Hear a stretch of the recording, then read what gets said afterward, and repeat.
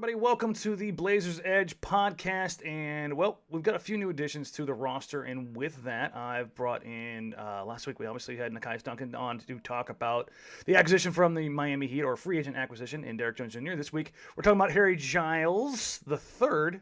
You got to make sure you get the third in there because there's two others. I don't know. Listen, the number thing never really made sense to me. Anyways, from the King's Herald, managing editor, all-around good dude, and Sacramento King's masochist. I think that's the proper. Greg Wissinger. We're gonna make sure hard on the ger because otherwise it's T-I-double-G-R. Right? And that's what I'm gonna go with. A little Winnie the Pooh. Is that the way, the proper way? Yeah, absolutely. That's a great way to remember it. Listen, man, we're a pro Winnie the Pooh, pro Tigger podcast. That was my jam growing up. But thanks for joining me, man.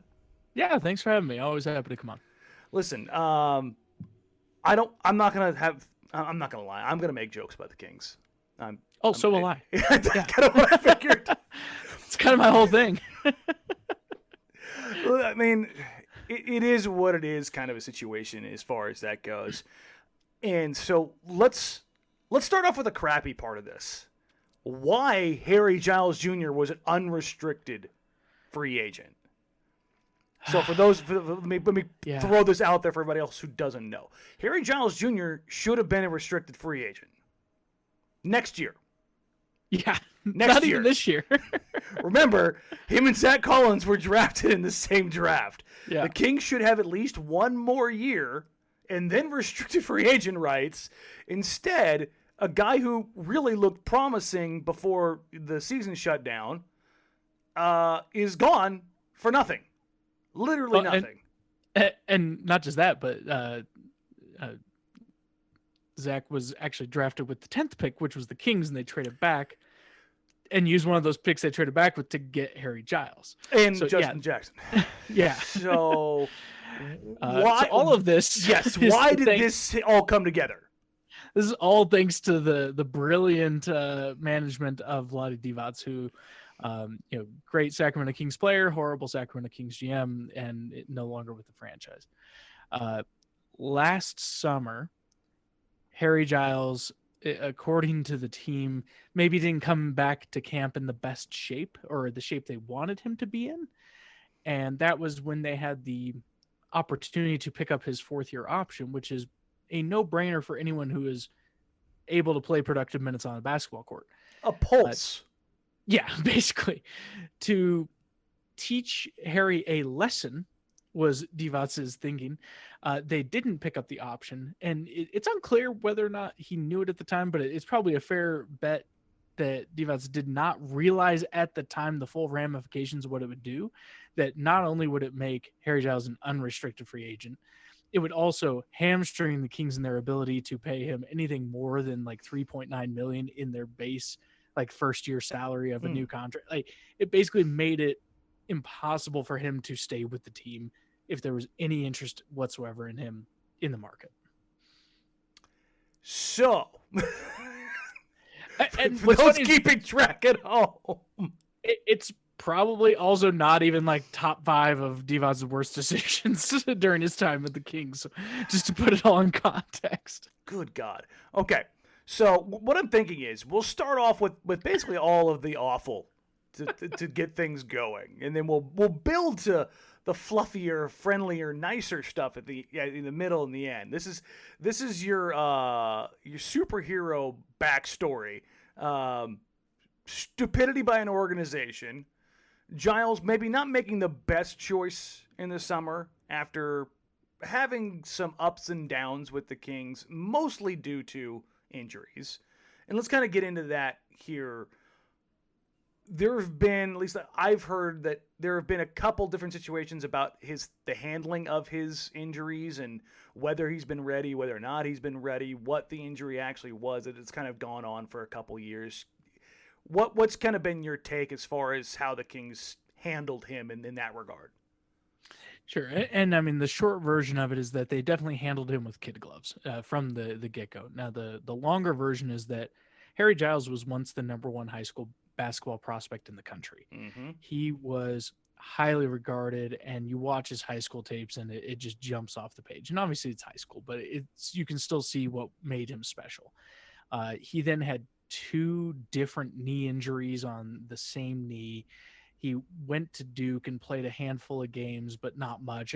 And realistically, he shouldn't have even played that year at Duke if he was truly rehabbing. But the idea was to show enough that he was recovered to try to get drafted. Mm-hmm. So the Kings drafted him at 20th, knowing that he had this injury history. And this was also part of what made Vlade's decision not to pick up that 4th-year option so crazy, is that the Kings essentially redshirted him what would have been his rookie year. They didn't let him play at all. They had him play in practice. They had him work in rehab. They had him work with trainers and really build up his lower body strength and, just kind of make sure that everything was on track to where he'd be good. And he had some setbacks and some other injuries. And, some of that, may have just been how badly the Kings seasons were going, some of it, and playing it cautious. Some of it may have been other things, but they definitely were very careful with him. Any little thing they didn't have him push through, they took it slow. And so because of that, there were times when he missed some time, but there was also nothing that screamed like, okay, this guy's never going to be able to stay on the floor. Mm-hmm. Yes, there's concerns and there's risks and there's things you're watching, but a lot of it was because they were being so cautious. And so essentially they let him go after 2 years of on-court play. I mean, it was such a small window of time to actually see what he could do. And that just kind of compounded how insane that decision was. Because most 22-year-olds are done developing. Years. Especially after a redshirt year. Yeah. I mean, the Nuggets really should just let Michael Porter Jr. go right now. Right. That's really what should be happening, if we're being honest. Okay, so we've got ineptitude, we've got basically a redshirt year, and then you've got these flashes from Giles. And just to kind of touch on the injury stuff, he's a different athlete now than he was pre-injury. But absolutely. But there's a big but there. He's still a baby deer at that size. He still moves and glides like guys 6'10" shouldn't be able to do. Like, when you watch him, you still put him up there in that upper echelon for guys that size, yes? Yeah, I mean, if you knew nothing of his backstory and just saw him running around a basketball court, you'd never know that this was a guy with multiple serious knee injuries. He does not move like a guy with major knee trouble. No. And this is what I think a lot of people, especially in Portland, dear God, we hear knee surgery in Portland, and we're like, oh, Jesus Christ, are you kidding me? Like, no, another big guy knees? No. Okay. He's picked up some knocks and some little things here or there, but there haven't been knee issues that have keep coming back, right? Yeah, no major knee issues, no major setbacks. I mean, he's had times when he sat with swelling in the knee, and again, they've been extremely cautious. They have not had him in a position where they tried to push him through any sort of knee discomfort or knee pain, just given his history. They were very cautious. Now, whether or not he could have gone or would have gone, I mean, you're splitting hairs. Right, exactly. It's just they were very careful with him. But in general, he has not had any serious knee issues that really shut him down to the point where you're like, okay, here we go again. All right, so let's kind of roll things back a little bit. Let's talk about Harry Giles, the player. When we're talking about Harry Giles, I think a lot of guys assume that he's just this what used to be explosive rim runner, and that's kind of the limit of his game. Which, if let's put him on par with somebody else that had the same kind of profile that went high, like a Nerlens Noel, because I think that's what people think he is, which in reality I think he's something drastically different. When you look at him, what is if you had to summarize him and talk about his game, what are the things that you want to drive home when you talk about Harry Giles? The thing that I think Blazers fans are going to fall in love with the most isn't anything to do with his scoring. His passing is unreal. I mean, he's and this is going to sound extreme, but I sincerely mean it's like poor man's Nikola Jokic as far as the passing goes. Yeah, no, I don't think you're being extreme. For everybody who thinks I don't. I think he's one of the premier. If I had to knock him down, the poor man's Jokic, I'd put him on par with Sabonis as a playmaker. Yeah, I mean, just the passing, the vision, the anticipation. I mean, he is so fluid with the ball in his hands as far as finding guys, finding cutters. It's something I felt like the Kings should have always utilized more. And it's incredible. I mean, when he gets the opportunity to operate out of the high post, I mean, he can find guys. And he also has those other scoring skills. Like he can hit, a 10, 15-foot jumper. He can take a guy off a dribble to where, the passing is just an element of what he can do there, but it's incredible when he starts moving the ball around. So for anybody listening, there'll be another piece coming alongside this. It's another video piece that's going to break down exactly a lot of stuff that we're talking about right here. And as I was sitting here watching the tape on Giles, what jumped out to me is, number one, how stupidly effective he is at the elbows, both as a playmaker, facilitator, a guy in a DHO who makes the right read, whether to tuck it or whether to hand it off, or if he's extended a little bit further, put it on the floor twice and get to the rim and finish. Again, when we talk about his athleticism, it's not just his leaping ability. He has strides like Kevin Durant. He's 6'10". Like he closes distance offensively, and I don't think there's a lot of guys that big in the league, especially like, quote unquote centers, who can put the ball on the floor and not scare the crap out of you as a coach. Like I think that's a real thing. Like he puts the ball down and you're not like, oh God, please no. It's, oh yeah, no, he's going to finish at the rim because he kind of glides. And I see, and this is more of a reference for Blazers fans, I see he moves more like Nic Batum at 6'10". Like he just kind of glides and gets to his spots, and then he wants to finish with power. But the thing that I noticed over and over and over again, willing cutters are rewarded with this guy. If you run split cuts, if you run back cuts, if you run off down screens, not only does, and this is the thing, I think there's a lot of guys in the league who can see the pass. It's to make the pass at the right time in the right spot. He throws touch passes, two-handed touch passes over the top to Buddy more times than I can count. He finds Harrison Barnes with bounce passes in traffic. God knows how many times. He finds, I think it was Bogey a couple different times over the top with these little lead passes like a quarterback, throwing back shoulder fades. And it's like, those are pinpoint passes over tall defenders, quick defenders, guys who jump in passing lanes, guys who were playing soft on him and, basically forcing him to shoot. And he still finds those angles and he still finds those pockets. Why do you think that, other than health, why do you think the Kings didn't really maximize that? I really wish I knew. I mean, I will say that if we're talking about all the positives with Giles, we also have to we'll get into the negatives too. That's for sure. And I think that is kind of a transition into why he probably didn't see the court as much as he maybe should have. That, after his redshirt year, it was Dave Yeager for his true rookie year. Mm-hmm. And then that switched to Luke Walton for last season. And I think both of them had the same gripe with him, and that's on the defensive end. Mm-hmm. Under Yeager, it was an issue with foul trouble, where Harry was a defender who would, attack his man and play aggressive defense, but he never figured out how to do it without fouling. So his foul rate was just through the roof. That should sound familiar to Blazers fans. Well, and it's a common issue with young big men, right? Yeah. I mean, it's something you have to grow. Like, especially if you're an impressive defender. Yes, I can't think of a young big that's come in the league and not just racked up fouls.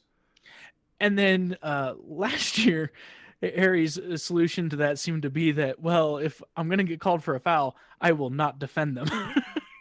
And he kind of became a matador on defense. Ole, ole, ole, ole. Yeah. So his defensive rating numbers are abysmal last season because he just was like, well, if I'm going to get called for a foul and I want to stay on the floor, I can't foul, so I won't contest at the rim. And obviously you got to try to figure out that middle ground. And I think better coaching could probably help him unlock that.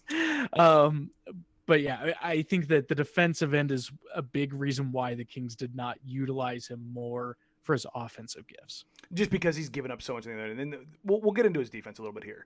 Yeah. So he's a very bad offensive rebounder. Like non-existent for a guy his size. Mm-hmm. I think he's the bottom 10% or 10th percentile. He just, for whatever reason, doesn't make any sense, because if you look at his defensive rebound rate, it's through the roof. This last year, I think he was at like 26%, which that puts you in like the, upper 10, 12%. It's really good. Then I look at his block rate, and it's non-existent. Mm-hmm.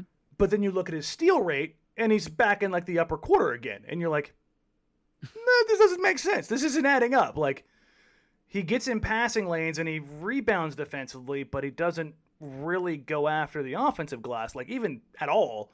And he doesn't challenge shots. So that kind of plays into, I think, what you're talking about with like, I think I'm just not, I'd rather not do that, Bob. I want to stay on the floor and not pick up an over the back foul on an offensive rebound, or challenge a shot and pick up a foul and get taken off the floor.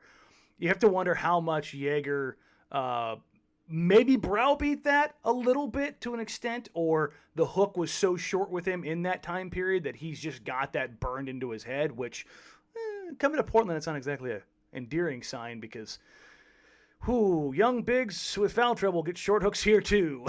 So yeah, about that. But I mean, you have to at least look at him and go, he has the profile to be at least a passable defensive big, yeah?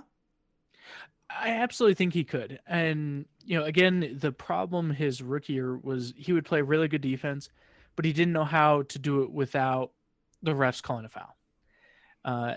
And that's a learned skill.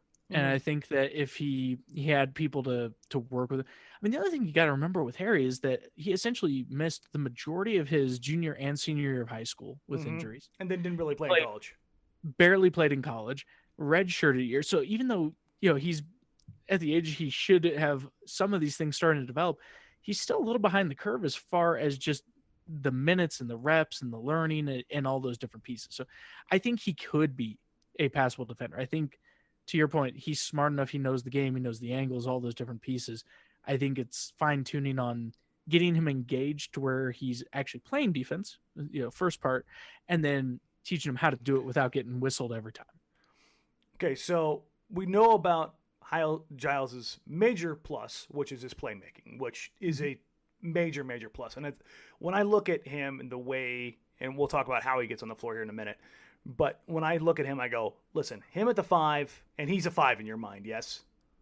I think he's better. I think he's better suited to the 5 in the modern game, yes. Yes, just his ability as that, basically that cog in a 4-out set where he can play either above the free throw line or above the 3-point line and kind of get things done there. I think that's where he ultimately settles in. But if you have a Robert Covington, at the 4, and you get a Gary Trent Jr. at the 2, and you throw him out there with Derek Jones Jr. and CJ, like that's your kind of cobbled together bench unit where you got some starters, some 6-man kind of guys, where you've got enough defense, but you've got primary ball handlers, you've got cutters, you've got floor spacers, where if you have him in the middle of the floor as a secondary initiator, what it could do for your offense could truly unlock it. And I totally agree. And I think that kind of what you're describing there, where you have a mixture of, you have some other defenders on the roster who can provide that support. It's not like he ever had that in Sacramento. I mean, Sacramento has not had a plethora of elite defenders at really any position. I mean, Ariza was legitimately your best defender, and he came to Portland. Well, then, not that he cared when he was down there, but right. No, I mean, if he had been playing defense, because he came to Portland and played defense. Yeah, I mean, like their best defensive player really last season was probably Corey Joseph. Yeah. I mean that he tries hard. He just doesn't he doesn't have the profile to like really do anything outside of affecting passing lanes and point guards though. Right. I mean, like he's good at a role. Yeah. But I mean, the Kings just don't have a lot of good defenders. After that, it's probably Harrison Barnes, and that's not a lockdown defender. That's he's a team defender. Yeah, exactly. And there's nobody bailing him out, basically. Exactly. It's, guards are playing Ole defense to funnel it into Giles, who's also playing Ole defense, and it's just not going to work out well. It's like a pinball table where you're just holding everything up at once. Let's see what happens. Let it bounce. All right. the one thing I know a lot of people question when it comes to Giles is his shooting or quote unquote inability to shoot. Why the hell won't he shoot threes? I don't know that he was ever asked to. I really think that's most of it.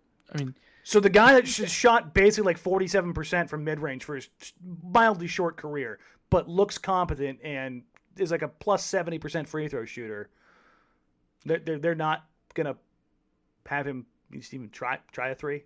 Just nothing. Again, it's the Kings, man.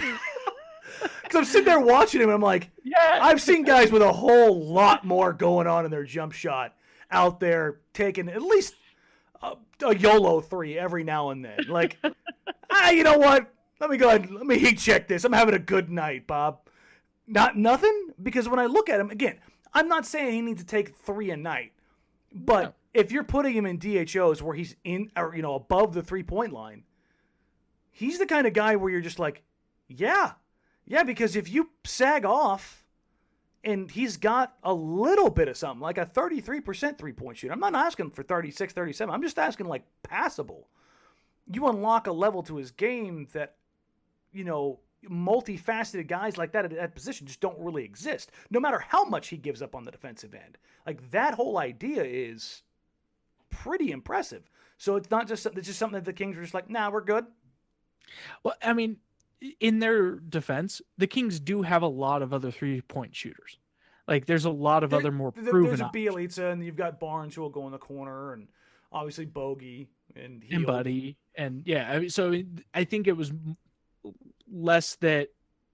Yeah, Walton's not really a 5-out guy. He's more a 3-2 than anything definitely. else. And I mean, even Jaeger, I mean, it was. Yeah, it and was even he likes at pushing four out. It's tough for him. Yeah, he's as much as he encouraged a lot of threes in his last year here, it still was not what you see in some places where it's really anyone can be taking a 3 as long as they're hitting them type of deal. Yeah, which, again, in Portland, if you show you've got any proclivity of hitting that shot, you're allowed to take it. Like, that's... Like, if you told me that Giles was now taking like a 3 per game and hitting in the mid-30s, it wouldn't shock me a year from now. Like, that wouldn't be surprising in the least, but I just don't know that it's ever been something that has been put on him. That's just interesting because, it's, again, when you look at a guy who's young, athletic, can put the ball on the floor, is a plus passer, like, clearly the weird thing is, I will say this, God tier finisher at the rim. He's like 80% inside the restricted area. Mm-hmm. I mean, he's stupidly high because he finishes with a dunk seemingly every single time. I was sitting there watching the film. I'm like, I'm just watching his interior finishes. I'm like, does he ever finish with a layup? It's the only time he ever lays the ball up is off like a 2 or 3 step drive. Like, he's never under the rim like on a putback. Like, every one of his putbacks, I swear to God, was a putback dunk. And for a guy who's got knee issues, you're like...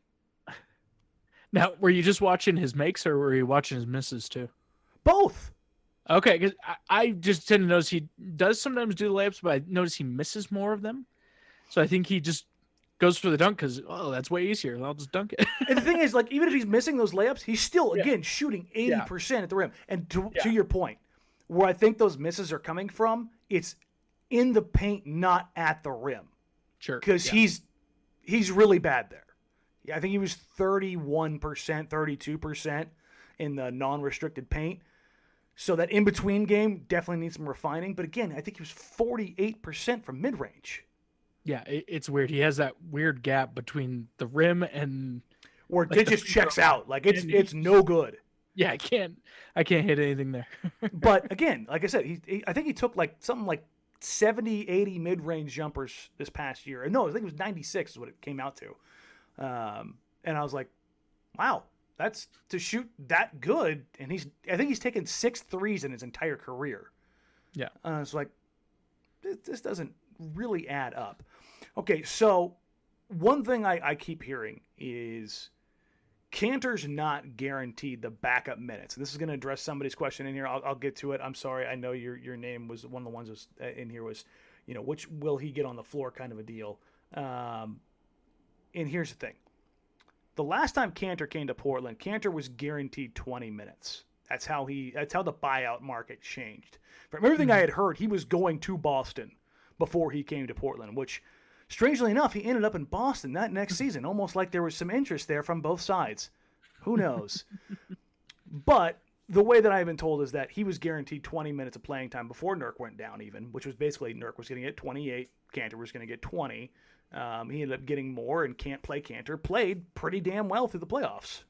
So happy for both, and obviously there's that weirdness, that free agency when he was or wasn't given so much time to sign and re-sign, and Portland got the Godfather offer from Hood and said, see you later, Kanter. Okay, that's all in the past. Now Kanter is dealt for Boston to make some room. He's basically told he can go to Memphis or Portland. Guess what's not coming with that this time? It's a guarantee of minutes. So, if you're Portland, Mr. Greg, do you opt to roll a dice on a Harry Giles, or do you go with what you know in Enes Kanter? I think the challenging thing is that I'm coming to it from a very different mindset, where I'm coming from a perpetual trying to build something team, as opposed to a team that is kind of right there and trying to get a step further, right? Because, I mean, Kanter, you know what you're getting, good, bad, and everything else in between. Like, you know how he can help you. You know how he's going to hurt you. It's very easy to game plan for what Kanter is going to do for your team. Harry's a bit more variance, right? I mean, he's going to give you some really good. He's going to give you some really bad. There's a lot more upside. So kind of depends on what you're looking for. I mean, if you're looking for something, consistent production, probably lean a little more towards Kanter. If you're looking for, okay, let's see. I mean, we can always go back to Kanter. If Harry's not working out, I would lean towards Harry, but that's because I'm going to always be a Harry Giles fan, no matter where he's at. But I think that's really going to be the difference between how the coaching staff would go about deciding. Okay. So when I look at Giles, I see his big plus. This has, like, even before free agency started, I hadn't heard Giles' name, but it was one of those ones that I penciled in. Because every single thing, you just shoot a flare into the sky that explodes into Neil Olshey signing. Because he marks every single thing that Neil Olshey ever looks for in one of these Flyer signings. Number one, has he targeted him before? He legally drafted him. So yes, he's on that. Whether or not that's who Sacramento wanted, that's who Portland wanted, I don't care. He has been attached to Neil Olshey before. Has he had an injury that he's recovered from? Yes, he has. Okay. Does he play for the Sacramento Kings? Yes? Oh, okay, then that's another one. Because basically, if you've played for the Sacramento Kings or the Cleveland Cavaliers, there's a 34% chance increase in you being a Neil Olshey target. And then it was one of those things where, okay, we ticked all those boxes, which makes him like a 98% chance that he's on the Neil Olshey shortlist. What else does he do? Oh, he passes? Who did Portland trade for? Robert Covington. Can't pass. Who did the Blazers sign? Derek Jones Jr. Can't pass. And you're like, let's see. You're going to start Dame CJ Nurk. Good passer. Probably Hood. Maybe Derek Jones Jr., depending on how they view Hood's health, and Robert Covington. You're like, so Dame and CJ just going to handle the ball 98% of the time. Right? And then you're like, no, they can't do that. And if you're looking at the second unit, they didn't go out and sign another point guard. And whether or not you want to say CJ is going to be the backup point guard, which he is, they still need somebody to work as a secondary facilitator. And to me, it's a giant neon sign behind Harry Giles. Like, hey, that thing that I do really well, let's use that.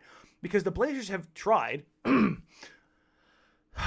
preseason Mario Hezonja last year.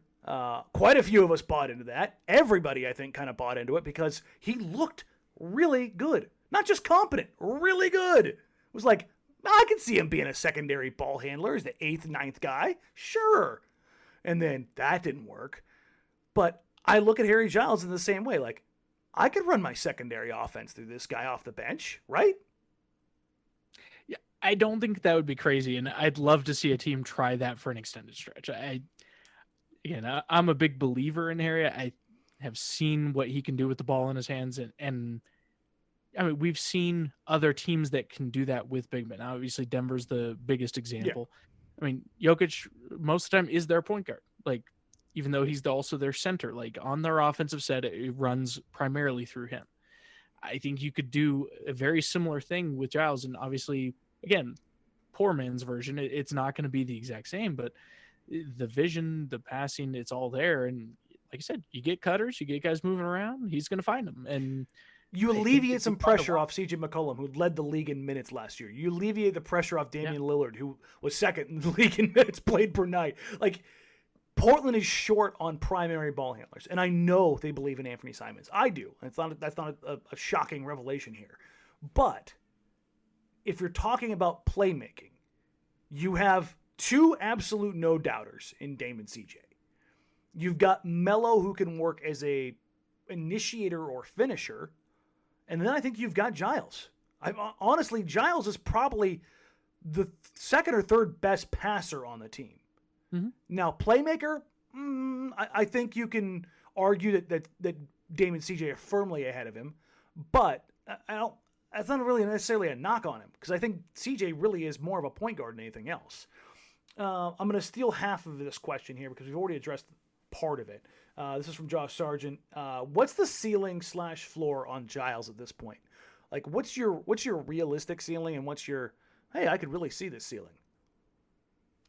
So, we've kind of talked about it a little bit already. I mean, I think really the ceiling is going to be based on, can he become solid enough on defense that doesn't limit his minutes, right? That he's not just a total sieve on the defensive end, can provide something there other than 6 fouls.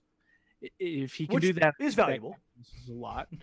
But yeah, I really think that if you found a way to run like a secondary unit through him, out of the high post, I think that kind of what we've been talking about. I think that's optimizing him. That's getting the most out of his skill set. Now, as far as other skills he could develop, he has a shooting touch. I don't think that there's,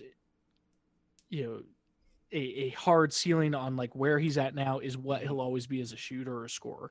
I think that there's room to grow throughout his game. I mean, I really think that he's got a lot of potential. Now, he is coming from behind the curve. Like, he missed some key development years, and so, he would probably never be, an elite big man in the NBA just for that reason. I mean, just, time is not on his side, injury history is not on his side. But I think he can be a very solid bench player. And, if there's injuries or just if you found a creative way to use him, I don't see any reason why he couldn't be a starting big man in the NBA. Ooh, I like it. I mean, realistically, when you look at his profile, a rotation, like, no doubt, first big off the bench, shouldn't be an unrealistic thing for him with health. Not at all. Not at all. Like, there just aren't many 6'10" dudes who are plus passers who can put the ball on the floor and knock down a mid-range shot. Like, when you start checking those boxes at 6'10", the list gets really short really fast. They just don't exist. Like, as much as I love Jokic isn't putting the ball on the floor and attacking a closeout. If he is, it's very slowly and usually with a jumper over the top of somebody. It's not to get by and finish at the rim. Big Honey isn't, Euro stepping to the rim and finishing with, 2 hands over somebody. I watched Giles do that, and I was like, that's pretty decent. Pulls the ball back of a DHO with both defenders go over the top, and he's just like, cool, 2-step Euro and then 2-handed flush, and it was like, good Lord. Like, that's an elite level skill set at that size. I mean, you don't get guards doing that kind of stuff, let alone a guy at 6'10". So I'm sure you're well aware of this. The flashes of potential with him have been dumb high when he does something when you're just like, I did that multiple times watching his film, both on the offensive end and on the defensive end, to be fair. Yeah, I mean, it's one of those things where if he's playing in a game, like for more than just a handful of minutes, like he's going to do at least one thing that like blows you away. Now, it's not every play, and it's not the consistency that it would take to be like an actual star player or anything like that. But like I said, I mean, you can see those glimpses of what he can do. Mm-hmm. It's like, man, if the right team figures out how to unlock this, he's such a fun player to watch. and I'll say this, like with this whole idea of like, why didn't the Kings do this? I think that's what I'm going to title the podcast. Why didn't the Kings do this? Why the hell didn't they use him as a lob threat more often? Does Fox just not? Is he in the Damian Lillard school of not throwing lobs? Because no, Fox loves to throw a lob. That's what I mean. Like, what the hell? Because I sit here and watch him. I watch guys miss him on back cuts over. And well, to be fair, I watched Buddy miss him on back cuts. You just answered your question. More times than I could count. I mean, he's got great natural timing. He knows how to. He's not Steven Adams as a screener, but for a guy who's a little skinny down low, he sets a good screen. He's not a chump in that department, and then he knows how to get to space. So it was one of the things I was like, I could see him using it as a lob threat, which I just want Portland to throw lobs. That's really all I want. And I don't really remember that much under Walton, but I remember especially his first year with Jaeger, they did use him as a screener quite a bit. He would get in some trouble. He had some issues with moving screen. Sticking the hips out. Yeah, exactly. Yeah. I mean, and, didn't realize why he was getting whistled for that. Kind of going back to what we were talking about before, that, he had a tendency to pick up fouls, and that was another way that he would do that. God, him and Zach Collins really are on the same path, picking up injuries, not able to stay on the floor, foul trouble, can't set screens without fouling. It's like one of them plays offense, the other one plays defense. If you put them together, you still have a player who you're like, come on, buddy. We're going to go off basketball here real quick. The wonderful ladies at the We Have a Take podcast, shout out Team Mom, Tara Bowen Biggs, and all the ladies over there. What is your favorite non-basketball related fact about Harry Giles?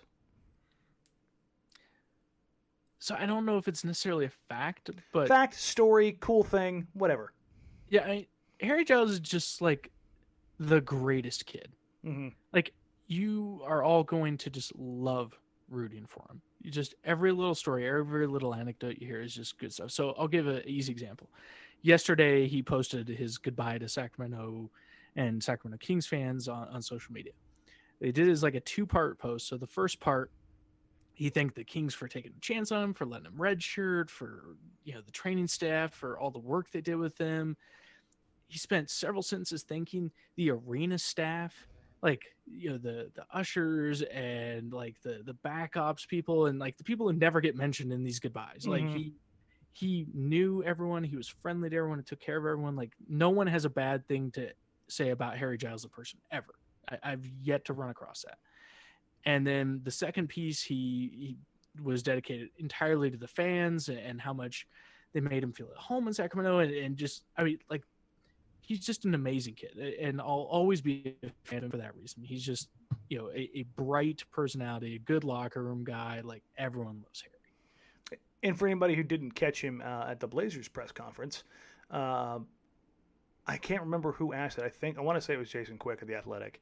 But there's something about him going to the dentist and like this endearing thing about him wanting to be a dentist growing up, or something along those lines. Anyways, he said that even back in Sacramento, that if he hadn't been an NBA player, he would have probably been a dentist. He made people smile or make people's smiles better, something along those lines. Like, it was like, oh, that's just too damn cute. Like, it's just.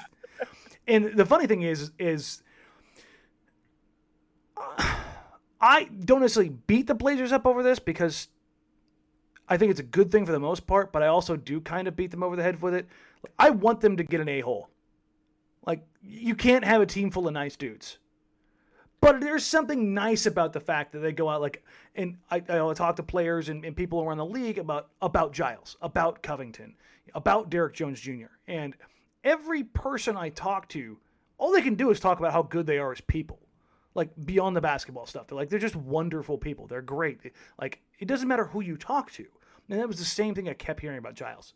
Same thing I kept hearing about Covington. Same thing I kept hearing about Jones Jr.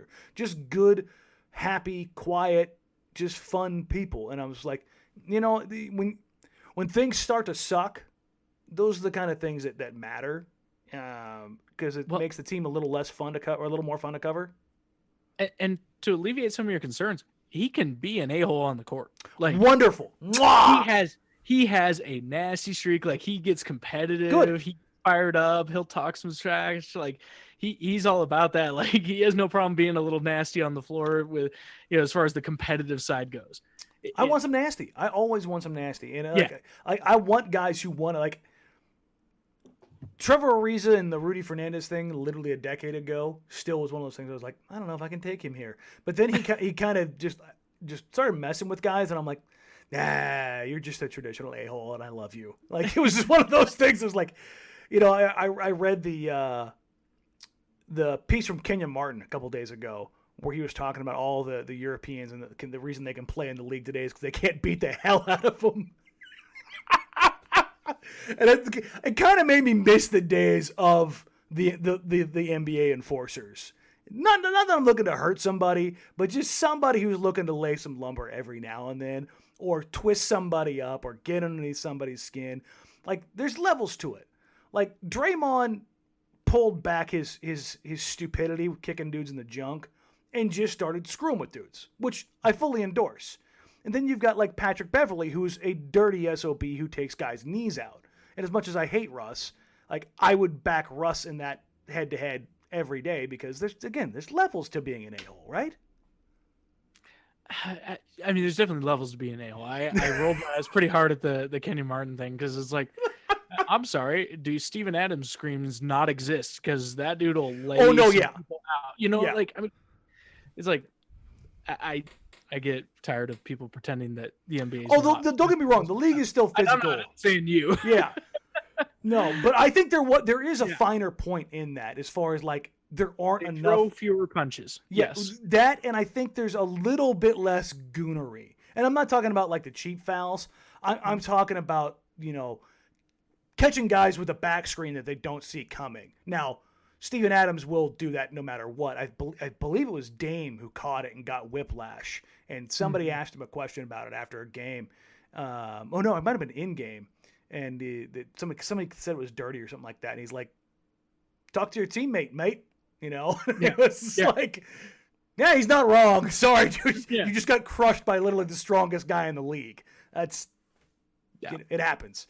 I got a couple questions that we kind of all tied in there. So thank you to everybody who did send in questions. I didn't get you all worked in because I'm terrible about actually, like, reading off the questions until, like, the very end, because somebody will say something and I go squirrel and we start running with it. So with that, thanks for joining us, man. Any parting Harry Giles wisdom you want to give us? Just please take care of our large adult son. He's going to be in Sacramento. Kings fans will definitely be rooting for him. So it's going to be bittersweet when we see him in a Blazers jersey, but you'll see him very soon. Yeah, opening a preseason against you guys. But I mean, I feel comfortable speaking for the majority of Kings fans when I say that everyone's rooting for him still. Like, even though he's not wearing a Kings jersey, he's one of those guys that Kings fans are always going to. He's that dude. Yeah, exactly.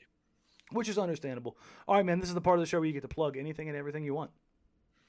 Biggest thing is just kingsherald.com. We're an independent Kings website. We run it for ourselves, by ourselves, and it's just for Kings fans. And we try to be informative and educational and occasionally funny. And kingsherald.com.